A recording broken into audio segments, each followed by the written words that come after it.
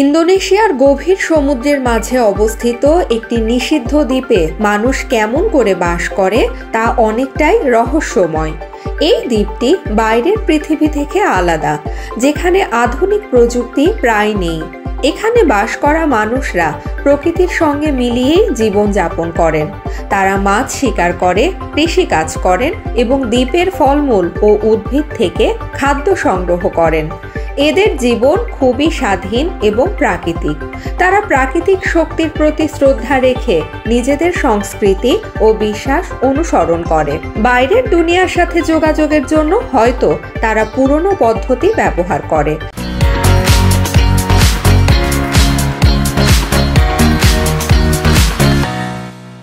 যেমন সংকেত দিয়ে কথা বলা।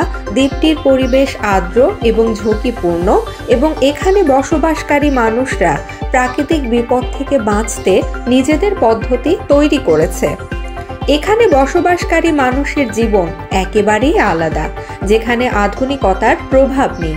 তাদের জীবন সম্পূর্ণভাবে প্রকৃতির সঙ্গে এক হয়ে চলতে থাকে এবং তারা নিজেদের ঐতিহ্য ও সংস্কৃতিতে গড়ে ওঠে।